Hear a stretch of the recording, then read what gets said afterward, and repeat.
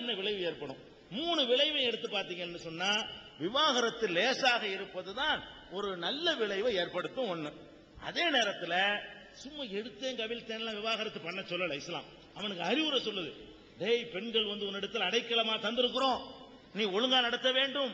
நபிகள் நாயகம் சொல்றாங்க, ஒரு பெண்ணை வந்து ஒரு மனைவியை வந்து ஒருத்தன் வெறுத்து விடக்கூடாது. ஒரு குணம் பிடிக்கலன்னு சொன்னா இன்னொரு பிடிச்ச குணம் இருக்கும், அதுல திருப்தி பட்டுக்க. எல்லாமே பர்ஃபெக்ட் 100% கரெக்டான ஆள் உலகத்தில் உண்டுமா? அப்படி ஒரு ஆம்பளையும் கிடையாது, ஒரு பொம்பளையும் கிடையாது. 100% எல்லாம் கரெக்டா உள்ள ஒரு ஆம்பளை உலகத்தில் உண்டா? இல்ல. ஒரு பொம்பளையும் கிடையாது. அப்ப நீங்க தாம்பத்தியம் நடத்தும் பொழுது சில குறைகள் இருக்கும். நீ என்ன பண்ணணும், அந்த குறைகள் அப்படி ஓரம் கட்டி வச்சுட்டு இன்னும் கொஞ்சம் பாரு ஒரு நிறை இருக்கும், அந்த நிறைய மனசுல வைத்துக் கொண்டு அவளோட வாழ்க்கை நடத்து. இல்லைன்னா உனக்கு தண்டனை இருக்கு என்று அது ஒரு பக்கம் இஸ்லாம் எச்சரிக்கை தான் செய்யுது. சும்மா எடுத்தாங்க வித்தன்னு தலாக் விட்டுட்டு போன்னு சொல்லவெல்லாம் இல்ல.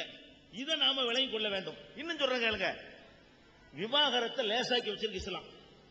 முஸ்லிம்கள்ல விவாகரத்து செய்யப்பட்டவர்களுடைய சதவிகிதத்தை விட கோர்ட்டுக்கு போய் விவாகரத்து வாங்கியவர்களுடைய சதவிகிதம் ரொம்ப அதிகம். நீங்க விளங்கிக்கணும். நீங்க விவாகரத்தை லேசாக்கி வச்சிருக்கின்ற உடனே அப்படி நாங்க பண்றோமா? இல்ல. இப்ப நமக்கு தெரிஞ்ச பிரமுகர்கள் எடுத்துக்கொண்டீர்களே, ஆனால் உங்களுக்கு தெரிஞ்சு முஸ்லிம் பிரமுகர்ல விவாகரத்து பண்ண ஒரு ஆளை சொல்லுங்க பார்ப்போம். ஒரு அப்துல் சமத, ஒரு அப்துல் லத்தீப, ஒரு காதர் மைதீன, ஒரு காகிதம் இஸ்மாயில் சாஹிப, ஒரு ரஹ்மான் கான, இப்படியான ஒரு மம்முட்டிய, இப்படி எந்த வகையிலாவது பிரபல்யமா உங்களுக்கு ஒரு ஆளை சொல்ல முடியுமா? சொல்ல முடியாது. நான் சொல்லுவேன், ஒரு கமலஹாசனை சொல்லுவேன், ஒரு ராமராஜனை சொல்லுவேன். இப்படி அதுபாட் பட்டியல் போயிட்டே இருக்கும். லேசாக்கப்படலங்கிறீங்க, அவங்க நிறைய பண்ணிட்டு இருக்கிறாங்க. முஸ்லீம்களுக்கு லேசாவும் ஆக்கிவிட்டு, அடே அப்படி பண்ணிராத, இது தப்பு, இப்பெல்லாம் நீ பண்ணணும்னா அல்லாட்ட நீ பதில் சொல்லி ஆவணும். ஒரு பெண்ணை ஒண்ணு அடைக்கலமா நீ வாங்கி இருக்கிற, 100% கரெக்டான ஆள் உலகத்தில் கிடையாது, அதனால குறைகளோட தான் அவங்க இருப்பாங்க, அந்த குறைகளோட தான் நீ ஏற்றுக்கொள்ளணும். பொம்பளைக்கு இந்த அறிவுரை இஸ்லாம் சொல்லுது. ஒரு ஆம்பளை ஏத்துக்கிறதா இருந்தா அவன் குறையோட தான் இருப்பான். குறை இல்லாத ஆம்பளை பார்க்க இயலாது. குறை நிறையும் பார்த்து குறைய மைனஸ் பண்ணிக்கிட்டு நிறைய மட்டும் மனசுல வச்சுக்க, இப்படி அறிவுரை சொல்லி தாம்பத்திய வாழ்க்கையை தொடருங்கள் என்றுதான் இஸ்லாம் அறிவுரை கூறுது. அந்த அறிவுரை எல்லாம் செல்லாத அளவுக்கு வெறுப்பு முத்தி போயிடுச்சுன்னு சொன்னா அப்ப கூட விட்டுன்னு சொல்லுதா இஸ்லாம்? அப்படி சொல்லல. என்ன சொல்லுதுன்னு கேட்டா, முதல்ல இஸ்லாம் சொல்லுது விவாகரத்து அவசரப்பட்டாத. என்ன பண்ணணும் தெரியுமா? கொஞ்ச நாளைக்கு படுக்கையிலிருந்து 2 பேர் விலகுங்கள். இஸ்லாம் சொல்லுது. எப்படி சொல்லுதுன்னு கேட்டா, குர்ஆன்ல அப்படி வழிகாட்டுதல் இருக்கு. உடனே தலாக் விட சொல்லல. படுக்கையிலிருந்து விலகி கொள்ளணும். புருஷன் முன்னாடி சேரக்கூடாது கொஞ்ச நாளைக்கு. அப்ப ஒருத்தருடைய அருமை ஒருத்தருக்கு தெரியுமா? இஸ்லாம் என்ன சொல்லுதுன்னா, வெயிலுடைய அருமை வந்து நிழலின் அருமை வெயிலில் தெரியும்னு சொல்லுவாங்க. இப்ப நிழல் நம்ம உட்கார்ந்து இருக்கிறோம், இதுவே உங்களுக்கு புழுக்கமா தெரியும். கொஞ்ச நேரம் அங்க நின்று வந்தீங்கன்னா இது சில் சில்னு தெரியும். இப்ப புழுக்கமா தெரிகிறது. நீங்க வெயிலுக்கு போயிட்டு வந்தா தான் நீங்க இருக்கிற இடம் எப்படிப்பட்ட ஒரு சுகமான இடத்துல இருக்குன்னு உங்களுக்கு விளங்கும். அதே மாதிரி பிரிஞ்ச பிறகுதான் மனைவி இல்லைங்கிற குறை அவனுக்கு தெரியும், புருஷன் இல்லைங்கிற குறை அவளுக்கு தெரியும். 2 பேரோட பிரிஞ்சு இருக்கக்கூடிய நேரத்தில் சீர்தூக்கி பார்ப்பாங்களாம். கொஞ்ச நாளைக்கு பிரிந்து விடுங்கள். இஸ்லாம் சொல்லுது, உங்களுக்குள்ள மனஸ்தாபம் வந்துருச்சுன்னு சொன்னா ஃபர்ரிகூஹும் ஃபில் மலாஜிஇ, குடும்ப தாம்பத்தியத்திலிருந்து கொஞ்ச காலம் பிரிந்து விடுங்கள். பிரிஞ்சிட்டீங்களா? பிரிஞ்ச பிறகு தன்னால சரியா வரும்.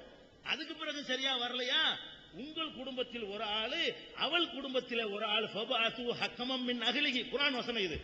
ஹக்கமம் மின் அஹ்லிஹா, அவ குடும்பத்தில் ஒரு ஆளையும் உங்கள் குடும்பத்தில் ஒரு ஆளையும் வைத்து பேசி அதுக்கு தீர்வு காணுங்கள். எப்போதுமே சம்பந்தப்பட்ட 2 பேர் பேசினான்னு வைங்க, தீர்வே வராது. எனக்கு உங்களுக்கு சண்டை, நம்ம 2 பேரும் பேசினா தீர்ப்பே வராது. நடுவுல உள்ளவன் பேச விட்டா தான் அவன் கொஞ்சம் அந்த வேகத்தை எல்லாம் குறைச்சு போய் சொல்லுவான். அந்த சைடுல உள்ள மெசேஜ் மட்டும் வரும், வேகத்தை குறைச்சிக்கிடுவான். நான் வேகத்தோடவே சொல்லுவேன். அதனால விவகாரம் வந்த பிறகு அந்த புருஷனையும் பொண்டாட்டியும் பேச விடக்கூடாதான் இஸ்லாம் சொல்லுது. அவங்க 2 பேரும் சார்பா பிரச்சனைகளை பேசுவதற்கு ஒரு நடுநிலையாளர்களை வச்சு பேசுங்க. இதுக்கெல்லாம் சரியா வச்சுட்டு இனி தேரவே தேராது என்ற நிலைமைக்கு வறுமையானால் அவளை கொல்றதை விட அல்லது பழி சுமத்துறதை விட பிரிஞ்சுக்கிறங்க. இது அறிவுக்கு எந்த வகையில கெட்டதா இருக்குது? நல்லா தான் இருக்குது. சித்தரிக்கிறாங்க, அப்படி பெருசா சித்தரிக்கிறாங்க. எங்க சமுதாயத்தில் வந்திருக்கிறாங்க. விவாகரத்து தலாக்கு விட்ட ஆம்பளை எல்லாம் கை தூக்குமா? மனைவியை விவாகரத்து பண்ணாலும் கை தூங்க, அல்லாஹ்வுக்கு பயந்து தூக்குங்க, உள்ளதா இருந்தா மட்டும். இங்க பாருங்க, பாத்தீங்களா? இதான் நடப்பு. நீங்க சொல்ற மாதிரிலாம் இல்ல. நீங்க 50 வருஷ வரலாற்றுல ஒரு சாபானுவை தான் காட்ட முடியுது. 50 வருஷ சுதந்திர இந்தியா வரலாற்றுல ஒரு இத்தனை 20 கோடி மக்கள் உள்ள ஒரு சமுதாயத்துல ஒரு கேஸ் கிடைச்சவன அதை பிடிச்சுக்கிட்டு பாரதூரமாக அதை செய்யறாங்களே தவிர யார் செய்யற உத்தரவு செய்யறதெல்லாம் கிடையாது, நடைமுறையில இல்ல, அப்படி செய்ய மாட்டோம். ரொம்ப எங்களுக்கு பெரிய கண்டிஷன்லாம் இருக்கு. விவாகரம் அப்படி கொள்ற அளவுக்கு ஒருத்தன் போயிட்டான்னு சொன்னா அப்படி செய்யாத விட்டுட்டு போடாங்க. இதான் அதுல உள்ள விஷயம். நெக்ஸ்ட் ரெண்டாவது நம்பர் 2 நோம்பு இருக்கு சார். பி ஜெய்சங்கர், நந்தியம்பாக்கம். 40 நாள் ரம்ஜானுக்கு நோம்பு இருக்காங்க. அப்படி நோம்பு இருக்கும்போது அரசியல் தலைவர் நோம்பு திறக்க வராங்க, அதுவும் இந்து தலைவர், அது கரெக்டா? அதாவது முஸ்லீம்கள் நோன்பு வைக்கிறாங்க. ரம்ஜான்ங்கிற ஒரு மாசத்துல நோன்பு வைக்கிறாங்க. நோன்பு வைத்ததை திறக்கக்கூடிய நேரம் சூரியன் மறையும் போது நாங்கள் நோன்பை விடணும். அந்த நேரத்தில் நோன்பு திறக்கும் பொழுது அரசியல் தலைவர்களை கூப்பிட்டு வச்சுக்கிட்டு நோன்பு திறக்கிற ஒரு வழக்கத்தை புதுசா இப்ப உண்டாக்கி இருக்கிறாங்க. இதை இஸ்லாம் ஏத்துக்கல. கடவுள் ஆன்மீக சம்பந்தப்பட்ட ஒரு சமாச்சாரத்தில் இவர்களெல்லாம் கொண்டாந்து வைத்துக் கொண்டு அதை ஒரு அரசியல் நடவடிக்கை ஆக்கி அந்த வணக்கத்தை கொச்சப்படுத்தக்கூடாது. இது நம்ம நாட்டில் உள்ள ஆளுக்கு ஏற்படுத்தின ஒரு தவறான நடவடிக்கை. அதனால எந்த மதத்தவர்களும் தங்கள் பண்டிகையில அரசியல்வாதிகளை கொண்டா நுழைக்க கூடாது. நுழைச்சா அதனுடைய அந்த புனிதம் போயிடும். நம்ம ஒரு ஈடுபாடா ஒருத்தன் நான் செய்யற மாதிரி ஒரு அரசியல்வாதிக்கு நோன்பை பற்றி ஒரு மரியாதை இருக்காது. நீங்க ஒரு விநாயகர் ஊர்வலம் நடத்துறீங்கன்னு சொன்னா உங்களுக்கு விநாயகர் மீது பக்தி இருக்கும், வரக்கூடிய அரசியல்வாதிக்கு அதெல்லாம் இருக்காது. அப்ப நீங்க ஒரு செய்யறதா இருந்தா நீங்களா செய்து கொள்ளணுமே தவிர அரசியல்வாதிகளை கொண்டாந்து நுழைச்சோம்னு சொன்னா அங்கதான் சண்டையும் சச்சரவும் விவகாரங்களும் பிரச்சனைகளும் ஏற்படுது. அதனால நோன்பு திறப்பதற்காக வேண்டி அப்படி கூப்பிடுவது தப்பு. இதை நாங்க பலமுறை சொல்லியிருக்கோம். சென்ற வாரம் கூட அந்த கேள்வி விஜய் டிவில ஒளிபரப்பு செய்யப்பட்டுச்சு. ஹலோ, அந்த கேள்வியோட கண்டினியூஷன் தான். நீங்க அந்த போய் கூப்பிடுறாங்களா அந்த பாய்ங்க, அந்த பாய்க்கு போய் கூப்பிட்டு வர்றாங்க. அவங்கள போய் நீங்க நோம்பு கொஞ்சம் தொடங்க, நீங்க தொடங்க கூப்பிடுறாங்க போய் அரசியல்வாதிகளா.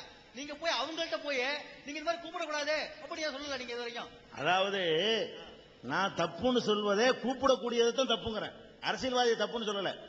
தப்புன்னு நான் சொல்ல, தப்புன்னு சொல்வதே எங்க சமுதாயத்தில் உள்ள ஆளுக்கு போய் கூப்பிடுறாங்களே அதைத்தான் தப்புங்கிறேன். ஏன் சொல்லலன்னு கேக்குறீங்க? 20 வருஷமா சொல்லிக்கிட்டு இருக்கிறோம்.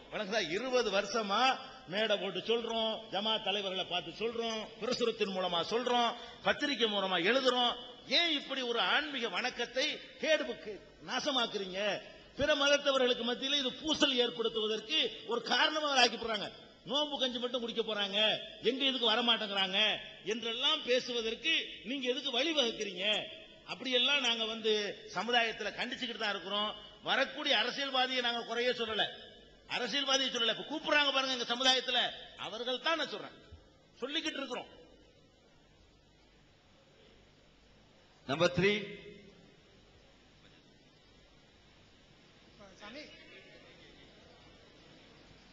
சமீபத்தில் இப்ப என்னோட பேரு முருகேசன், ஆலந்தூர். சமீபத்தில் பண்டிகை நடந்தது பாருங்க, முஸ்லீம் பண்டிகையில. அதில் ஆடெல்லாம் அறுத்தாங்க. அதை சொல்லி அவங்க மந்திரம் சொல்ற மாதிரி அறுத்தாங்க. அது பெரிய பாவமா தோணுச்சு எனக்கு, உயிரை கொல்லாம இருக்குது. ஈவன் பைபிள்ல கூட 10 கமாண்ட்மெண்ட்ஸ்ல டூ நாட் கில்னு இருக்கு. அப்படி இருக்கும்பொழுது இந்து மதத்தில் கூட உயிரை கொல்லாம இருந்தால் தான் மோட்சம் அடைய முடியும்னு சொல்லி இருக்குது. ஜீவகாரணமே மோட்சத்துக்கு திறவுகோல் அப்படின்னு இருக்குது.